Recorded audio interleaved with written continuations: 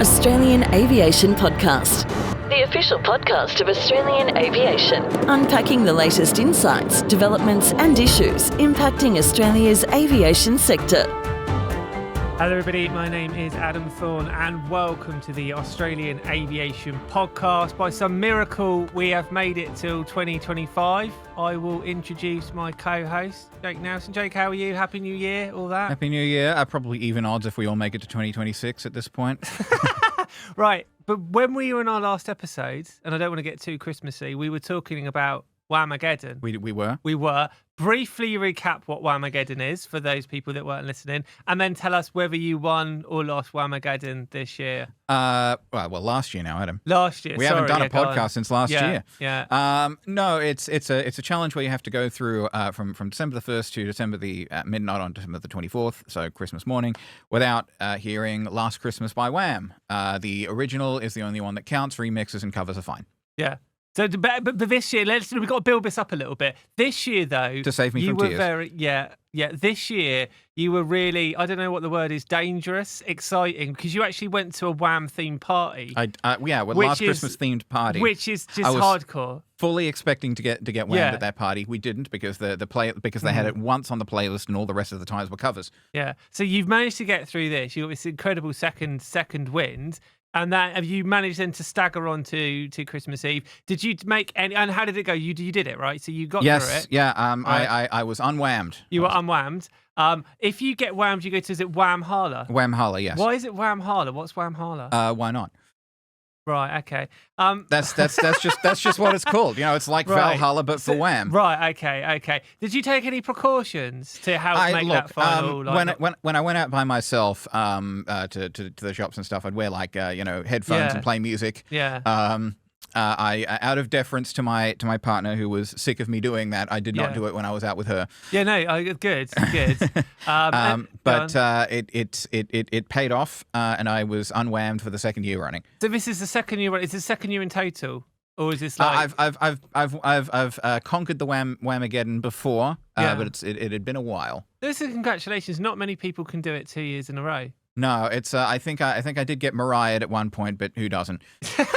Right. Have we got any other shout-outs, intros, anything?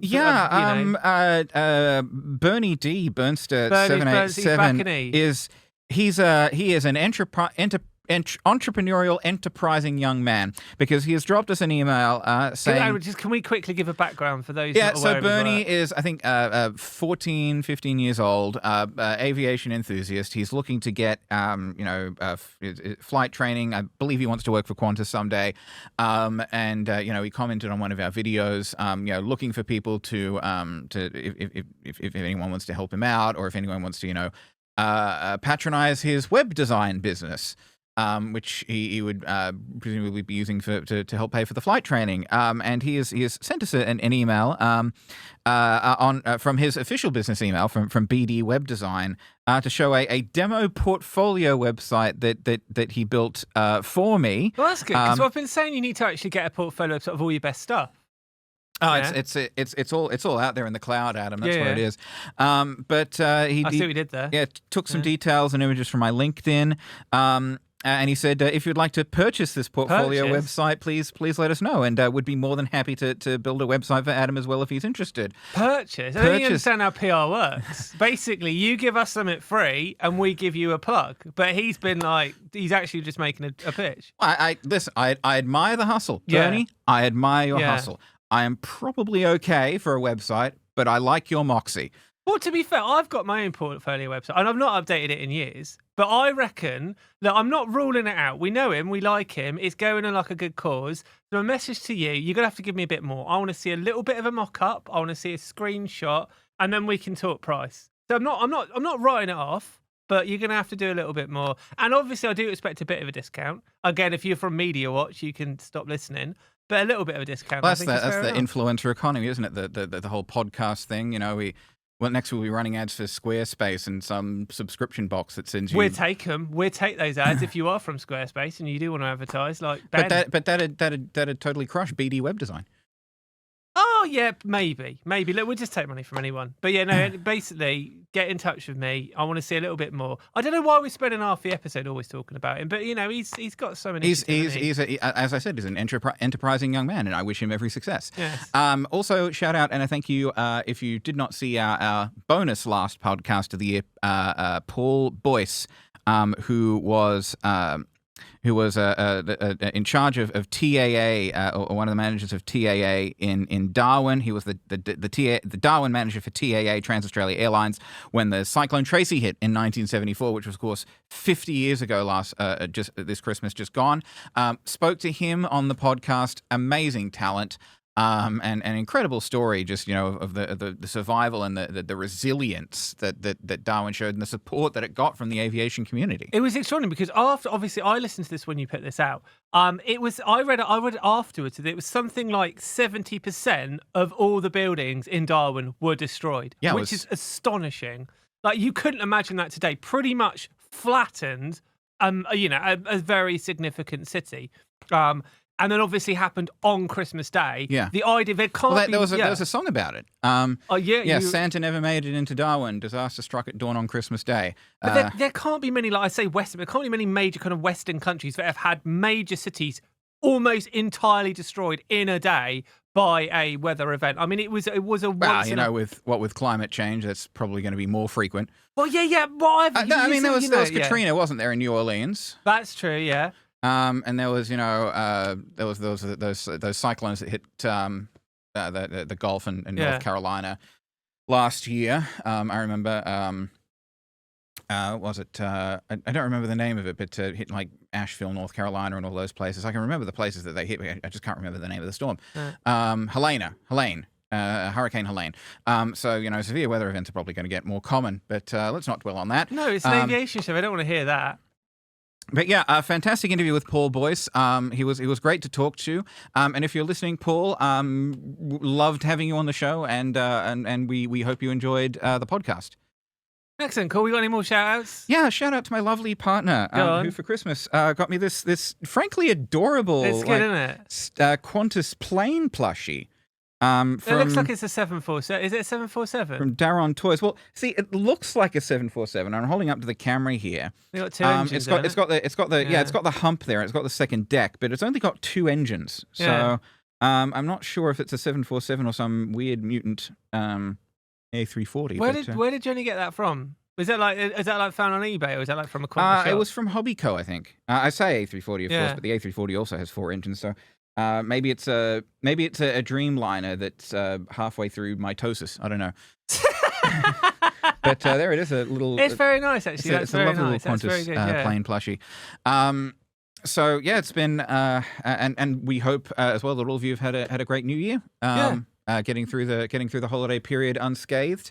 And that if you had flying experiences over the Christmas and New Year period, we hope that they were smooth. Yeah, good. Yeah, no. And here's to another 12 years of this not 12 years, God no, 12 months more of this nonsense. And thank you to my darling fiancée Jenny for this adorable, whatever it is, plane. Yeah, adorable twin engine 747. Right. We should probably talk about the news. At some point, yes. I fear, because I was kind of manning the decks over Christmas, I fear this will involve me talking about a lot of stories that I've written, and I try not to it's true, it will. do any work, but go on. What are we going to talk about first? Well, we started last year with on the podcast with stories of plane crashes. Yes. And aviation mishaps. And there was another major one that happened not in Australia, but in our neck of the woods. So Adam, you were across this much more than I was. So this was this was on the Sunday after Christmas, and so obviously this was in South Korea. I'm sure everybody heard about it. It was the biggest story in the world for a couple of days. So for those of you unaware, a 737-800 flown by Jeju Air, which is a kind of low-cost carrier in South Korea. It was approaching into land at, is it Muan Airport in South Korea? I think I've said this correct. Was coming into land and was given by air traffic control a warning that there were birds in the area. We think there was then a bird strike. We don't know for sure. A minute after that warning, a Mayday call was issued. The aircraft kind of made one approach to land and then aborted that approach, kind of turned around and came towards the runway the opposite way. For reasons that we don't know yet, the aircraft was unable to lower its landing gear and also lower its flaps, which obviously are kind of like brakes, would have slowed it down. And what happened is it landed kind of halfway, roughly, on the runway. And it actually did a kind of they would call it like a belly flop or a belly landing. It did a perfect belly landing and kind of skidded along the runway and then skid kind of towards the end of the runway, still going very fast. It then kind of collided into, I say, a wall or a structure that was kind of hosting the instrument landing equipment, which is kind of used by air traffic control essentially to help guide the aircraft down. And once it hit this structure, the aircraft blew up into a huge fireball. Of the 181, I think, people on board, very sadly, only 2 people survived, which were 2 members of the crew who happened to be sat near the tail of the aircraft. Obviously, this is a major kind of aviation disaster. Particularly the South Korean authorities have reacted very strongly to this. There's a kind of a full police investigation they are currently examining. They've done a raid on the airport. They're looking into the carrier itself. From the outside, it just appears to be a tragic accident. One of those things. The 737-800 is not the 737 MAX. This is an aircraft that's been going for a long, long time, has a very good safety record. But nonetheless, there's a lot of kind of speculation as to kind of what went wrong and why. So we're fairly certain there was a bird strike. So birds essentially went into one of the engines, potentially shutting it down. What we don't know is why that would have caused the aircraft to not be able to lower the landing gear and not be able to lower the flaps, because that's the thing that would have made all of a difference. So why, it seems like an extraordinary coincidence that you could have almost 2 things happen. The other thing that really has drawn a lot of attention is why this structure was near the end or the start of the runway. So technically speaking, it was put within the kind of the international requirements for the distance away from the runway. But as a lot of experts have said, a sort of structure like this is very unusual. And why would you put it anywhere near the end of the runway itself? Certainly, if you're looking at it, it looks like the aircraft would have stopped almost without a single casualty if it hadn't have been for that. When you watch the video, which is a very distressing thing to watch, it does appear that the pilot, that the crew on board, made a pretty much textbook emergency landing. It looked like they did a very, very, very good job. So that's why this investigation is ongoing. As I say, the South Korean authorities are taking a very, very serious look at this. I say in most countries, but usually when you have an incident like this, it's very sad and things carry on. But there certainly is. It feels like in South Korea, they want answers. Not necessarily they want someone to blame, but they want to get to the bottom of this. I don't think we will have answers for this for quite a long time. They have recovered 2 of the kind of black boxes, one of which I think was kind of partially damaged, is being sent off to the US for analysis. But with these things in the media, the mainstream media, to get very interested in, it will take years before we find out. So our equivalent kind of air traffic or air transport investigating sort of organisation in Australia is the ATSB. They are the best of the best. I think they're world renowned as being one of the top ones in the world. But when they do things, their investigations, they almost take minimum kind of a year, 18 months. You might get a preliminary one. And when they look at these things, it's so much more in detail than people think, because obviously they have to look at the mechanics of the aircraft. They have to study the kind of the flight path. They have to see, what footage exists of that aircraft coming down. What data can they take from that? They'll obviously listen to any kind of recordings in the cockpit. They also have to consider human factors as well. They have to consider the kind of the panic of the situation, how people would react, and a million other things. So the people that work on these are incredibly talented. It's a forensic investigation. Often what happens with these things is there's no one particular reason. Often it's a number of reasons that come together.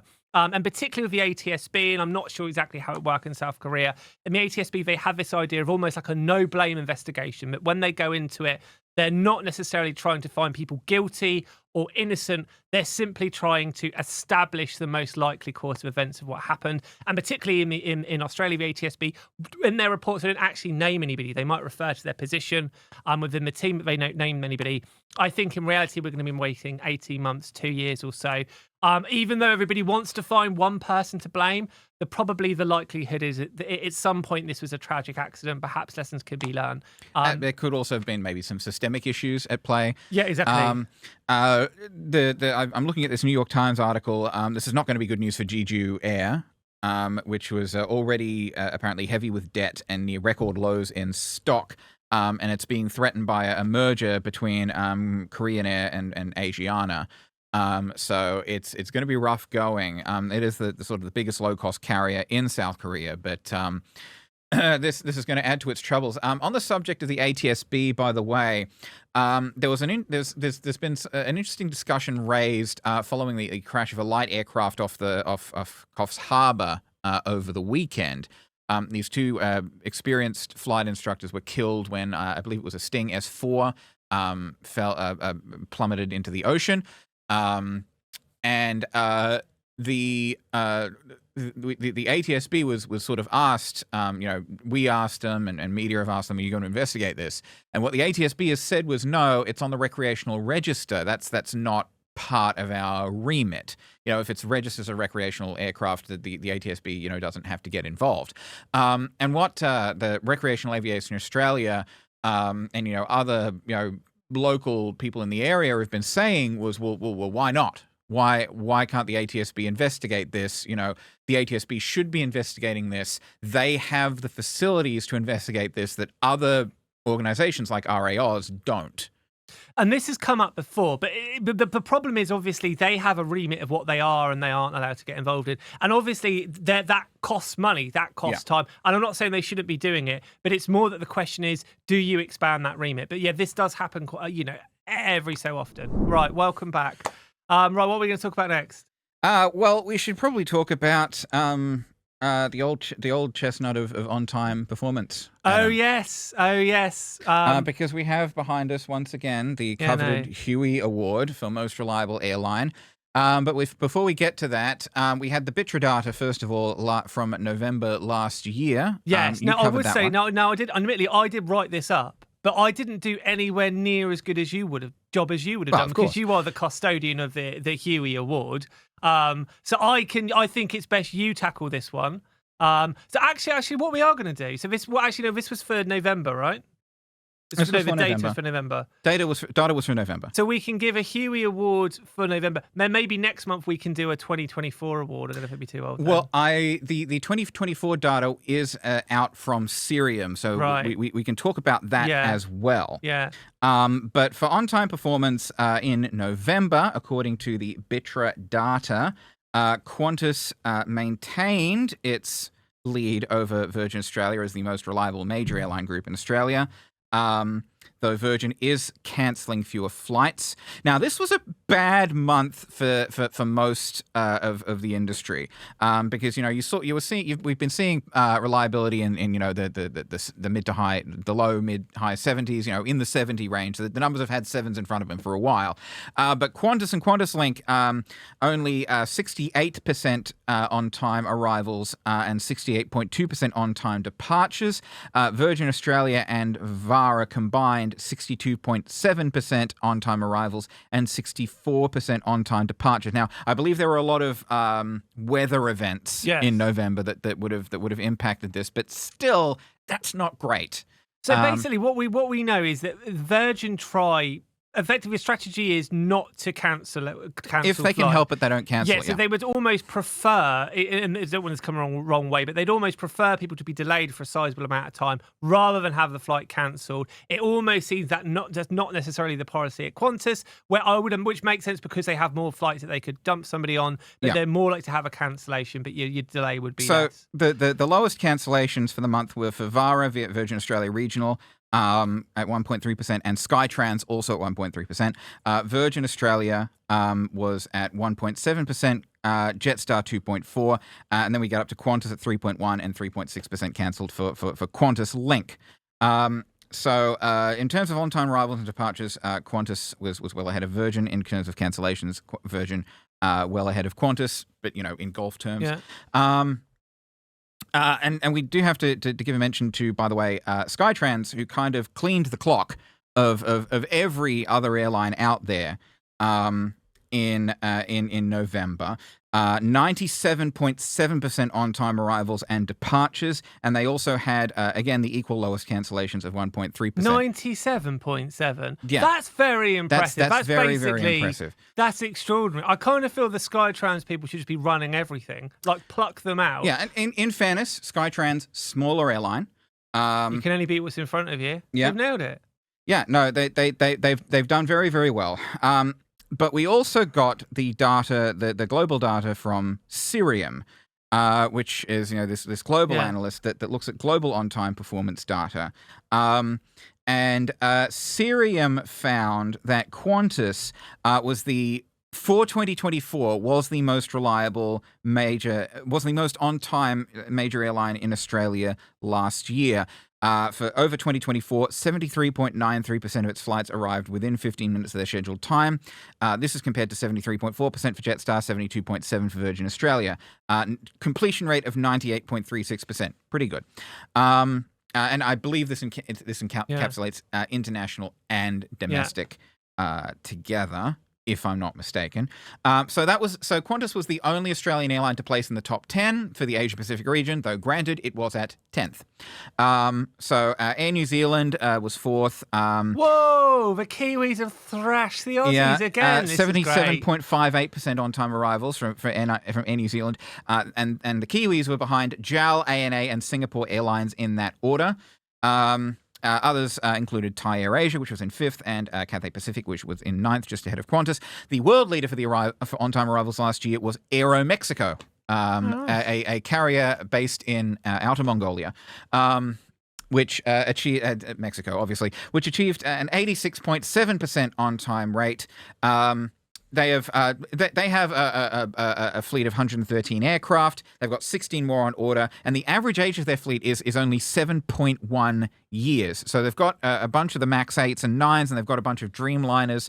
Not a coincidence. The younger fleet's more reliable. The younger fleet's more reliable. Whereas Qantas, of course, has an average fleet age of around 15 years. The bulk of its fleet is those older 737-800s and the A330s. Now it's getting some new planes in. It's got the A220-300s, which are coming in, and it's also got this year the first A321 XLRs set to arrive to start replacing those 737-800s. But but aging fleets do pose a problem with, as we've said, quite a few times.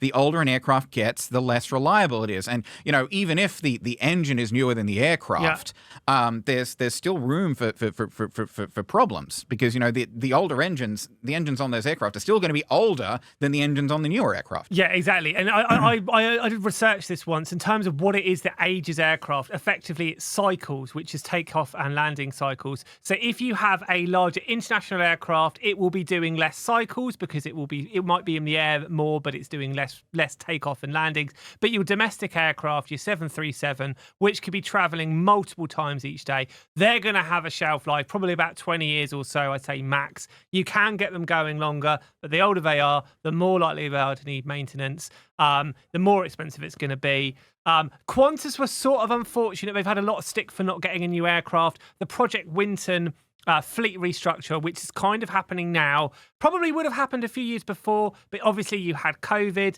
The airline shut down. And I believe the management was kind of delaying updating the fleet as well to keep the... Yeah, I mean, just the Project Sunrise decision alone was pushed back like 2 or 3 years. So it was unfortunate timing with them. And also it's unfortunate timing that when we came out post-COVID, this is when we've had all of the delays. Obviously, they have some Boeings on order, but even those kind of post-COVID supply chain problems has slowed the whole thing down. So firstly, their fleet isn't that old. It's nowhere near Rex levels where it's like decrepit, no offense. But they're getting into their older years. But a lot of that isn't necessarily down to poor decisions, I'd say. Yeah. Anyway, we've gone on a tangent here. With all that, people want to know who won the Huey. So, okay. So for October, the winners, it was joint winners Skytrans and Hinterland. Now, I'm going to have to give an extremely honourable mention to Skytrans. But what I don't understand here, right? So they're doing 97.7%. Yes. And you're not giving them the victory. If you're there, and this is the So most what? honourable mention that it is possible to give. We've had the CEO get in touch with us before, haven't we? They did a phenomenal job. And he's a a phenomenal job. But 97.7. I have to go.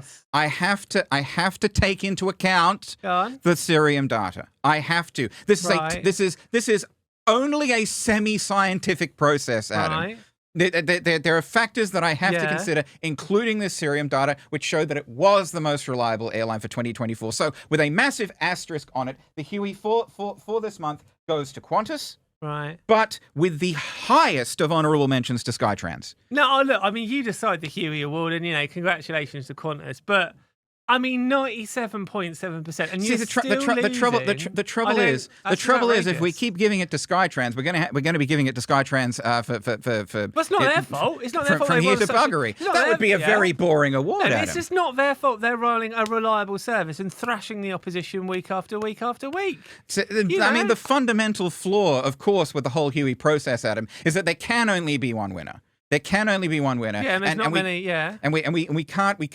If we keep giving it to the same airline every single time. You jumped up this Huey thing, so this whole thing is on you. Like if you're saying it was your idea, Adam. You proposed the Jake Nelson Award for the most reliable airline because I was going through the data, and they were like, no. And then you got the actual trophy on board, and then you did all that. I taped Huey Lewis's face to it, but this was your idea to begin with, Adam. Right, well, you have placed me in charge of the Huey, and I'm its custodian, and I say who wins the Huey. Yeah, no. On highest of honourable mentions to Skytrans, but because of the Cerium data and because they were the most reliable major airline for the month of November, Qantas. Well, congratulations, Vanessa Hudson. She's really starting to see her leadership take effect. Okay, welcome back. So we just presented this month's Huey Award for Most Reliable Airline. We've plenty of news to get through. What are we talking about next, Jake? You covered a wrinkle in the Qatar Virgin deal, I believe, relating to Etihad. Yes, actually I did. So just to give you all a little bit of background for those that are unaware, obviously Qatar or what am I meant? You're meant to say Qatar. Qatar. I say Qatar.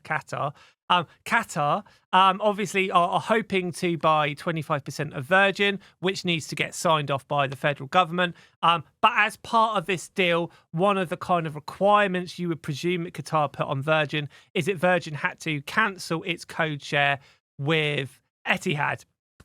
And instead, they're going to have a new code share with Qatar. Now, obviously, this is significant because, in a sense, Singapore and Qatar. No,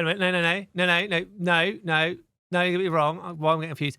This is significant because the code share between Etihad and Qatar, they're effectively rivals. Obviously, they are flying to different airports, but they are two hub airports. So if you want to reach Australia from further away in the world, you are going to be going through Singapore. You're going to be doing through Abu Dhabi, Dubai, or Qatar, etc. So basically, it's part of this deal for Qatar or Hong Kong, or Hong Kong, yeah. So it's part of a deal for Qatar to buy 25% of Virgin. They said the code share with Etihad has to stop.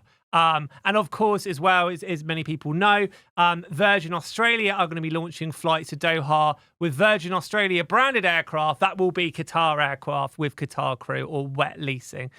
So people were like looking at this and saying, why would Qatar want to buy this 25% stake in Virgin? And a lot of people said one of the big kind of perks of this was you get to basically kneecap your rival, because if you take away Etihad's code share, you take away a lot of the incentive to book with them. And obviously you encourage a lot more people to go with Qatar on those flights. Now, so a few weeks ago, they released the BITRA data by the Department of Transport, which basically looks at the success or not of flights into Australia, and it looks at the kind of seat occupancy, so the percentage of seats that are filled, which is effectively known in the industry as load factors. And Qatar had an amazing load factor. I think it was in the month of September. Qatar had a load factor, I think, like 93, 95%, 94%. 96% load factors, you said. That was for Etihad. For Etihad, yeah. So they had 96% load factors, and Qatar had like 93% or whatever. Now, Qatar... 94, you said? Yeah.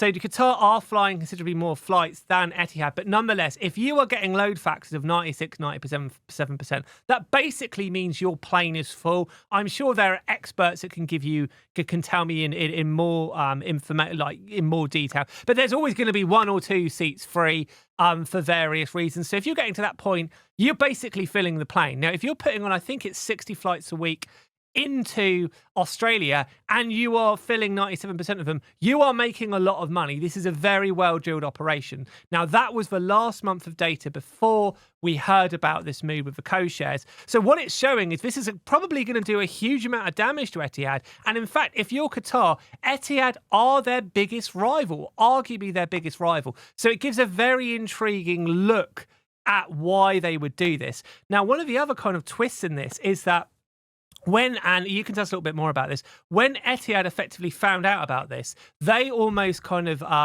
preemptively ended the code-share themselves. So they said in June, July or whatever, when these flights are going to take off, whatever happens, we are ripping up this code-share. Now, we still don't know for certain whether the Qatar deal with Virgin is going to go ahead because it has to be cleared by the federal government. But whether it goes ahead or not now, there has been effectively, imagine a kind of loved-up couple. They've had a row. They split up. It's going to end.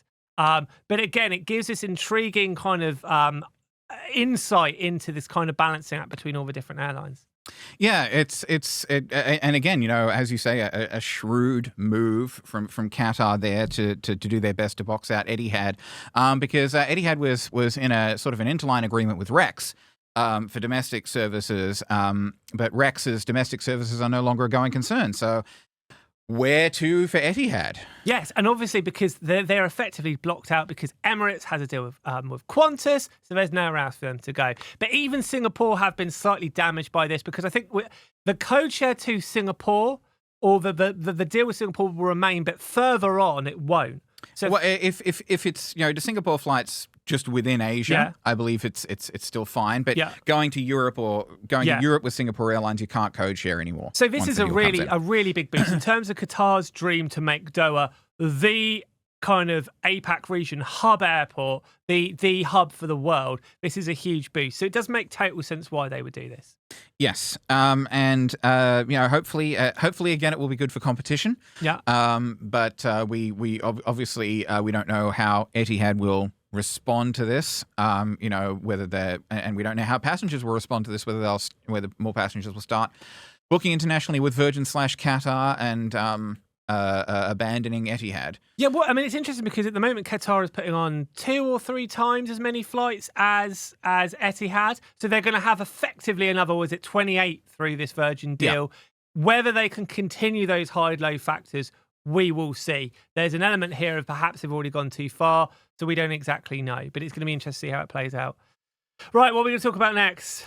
Not going to put me on the spot again, are you? Yes. We talked about competition. We talked about the impact on consumers over the holidays, of course. Sort of kicked out the door right before Christmas was this draft of this customer charter. Yeah, so as part of the aviation white paper, or let's just go back a little bit. So the Labour federal government had a green paper and a white paper. So a green paper basically looking at what the next kind of 25 years of aviation in Australia should be and trying to give the whole industry a roadmap. So they had a green paper where they opened it up to the industry and they encouraged submissions, and then they brought all of those ideas together and published the white paper. One of the big recommendations of the white paper was that in order to give customers a better deal, because of the kind of duopoly between Virgin and Qantas, there needed to be a customer charter that would give customers more rights in the event of delays and cancellations. And the recommendation is that if your flight is, and I might have got this wrong, delayed by 3 hours and it is the airline's fault, you are entitled to a refund. Which sounds all very common sense. But the problem that Virgin kind of hinted at in its submission is it's not, when it comes to delays and cancellations, it's not always as simple as it's the airline's fault or it's not the airline's fault. Often it can be a combination of factors. It might be a little bit of the weather. It might be an engineering issue. they all kind of blur into one. And secondly, often it takes a long time to find out who is to blame, if anyone is to blame. So and I'm not saying Virgin would say this, but certainly in their submission, the argument from, say, Virgin and the industry could be, it sounds great in practice, but in reality it won't work. The other argument that will be made across the industry is that and this would be the argument from Qantas and Virgin, but their argument would be, if you penalise us for delays and for cancellations, you are effectively encouraging us to be more risky, to not be as safe, because we will be doing more to get those aircraft off on time. Of course, other nations that do have similar kind of compensation schemes would say that's absolutely rubbish, but that's how this is going to essentially going to play out. But definitely the federal government is kind of moving forward with this idea that customers need better protection. Yeah, and it's... We've got as well in this customer rights charter. There are also plans that travellers should be compensated if their luggage gets lost, and carriers should be obligated to resolve complaints within 30 days, which both sound like pretty common sense solutions. If the airline loses your bag, you should get compensated for the stuff that was in that bag. Yeah, and I think as well, giving that, I think they've got a date where it should be kind of acknowledged, and then a date when you should get kind of compensation. But I think that's absolutely fair enough, and it's up to airlines to have better things in place. Putting those kind of putting this, almost written down, making it a rule, does kind of force airlines to act a little bit more. So I think that's a very common sense thing. And also, it says that customers, if the flight is delayed for more than 3 hours within the airline's control, they should be given access to food vouchers or lounge access while they wait. Yeah, fair enough. Which would be, while we were stuck in Melbourne Airport back in October, it was sort of we were trying to navigate the uncertainty of our flight being cancelled. Yeah. It might have been helpful if we'd been able to get sort of lounge access or food vouchers, so that we could, while we were on the phone to the travel insurance companies and all that, so that we could sort things out in relative peace and quiet, rather than in the middle of the terminal with people yapping around us. Yeah, and I know obviously it's slightly different, but when I got a couple of years ago now, got a Qantas flight from London Heathrow to Perth, and it was delayed. It was delayed by like 8 or 9 hours. And Qantas gave me like a £20 food voucher, which is nothing. And I was heavy food voucher. Well, yeah, and I was also told I couldn't even spend it on alcohol either, which is like, it was rubbish. So I do think with these sort of in these sort of situations, there do need to be better rules in terms of what kind of compensation you can get and what you're entitled to. Because if you have been unexpectedly forced to spend time in an airport, you should be given food and drink.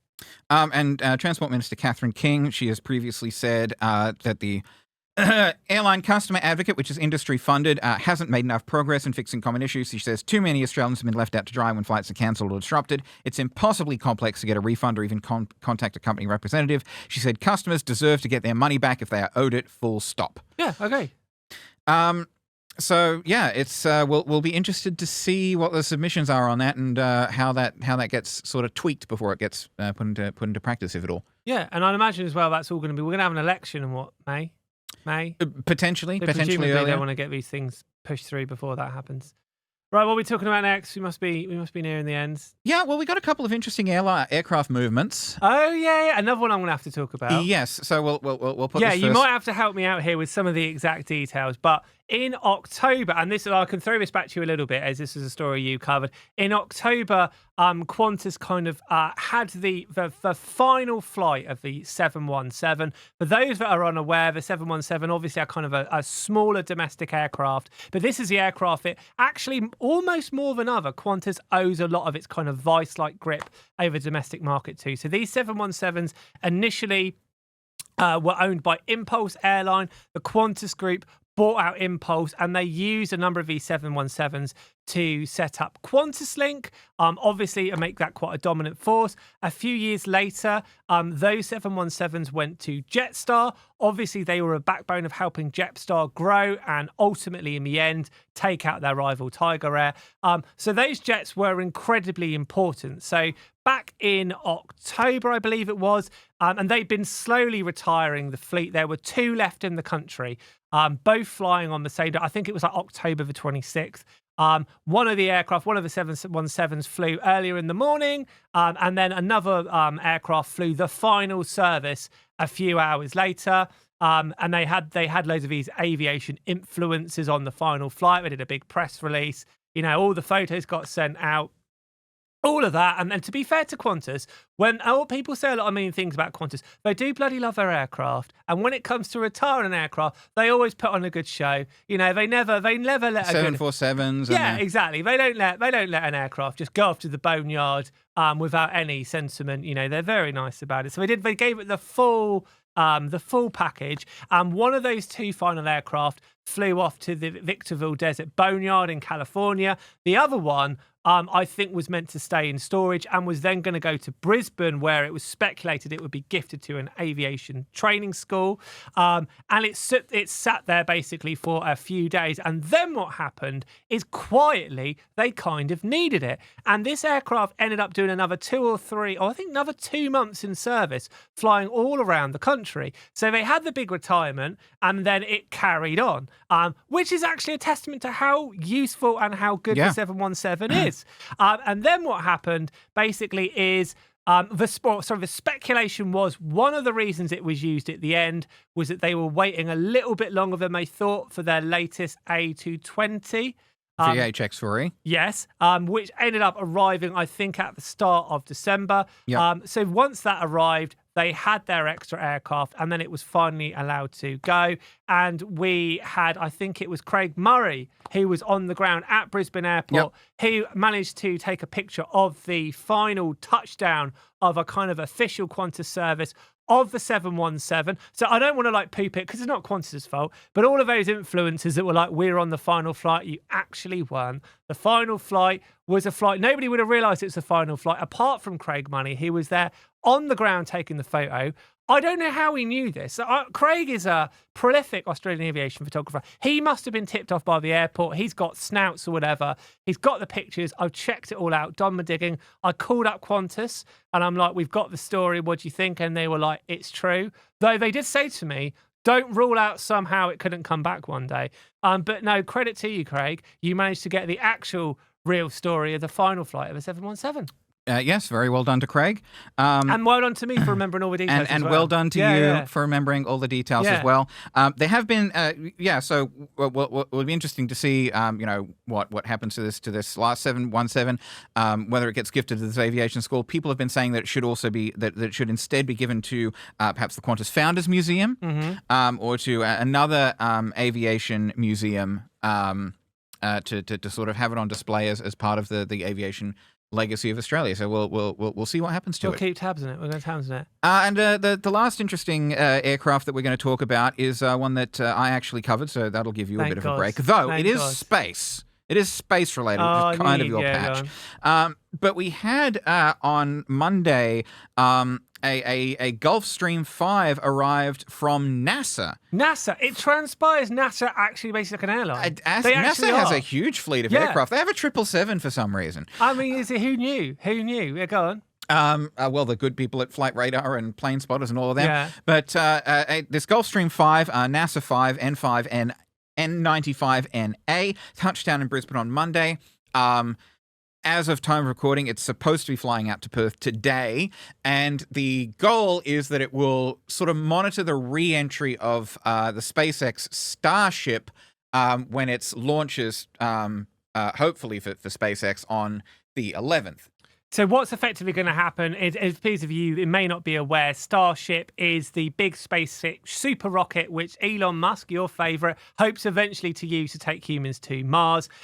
The way this test will work is the rocket will blast off. The actual rocket itself will hopefully be reusable, will land in its chopstick-style pincer movement back on the launch tower, while the kind of the spaceship itself, or the spacecraft itself, will fly around the world in suborbital space and then come down over the Indian Ocean. So the idea is that this aircraft by NASA will come and monitor it.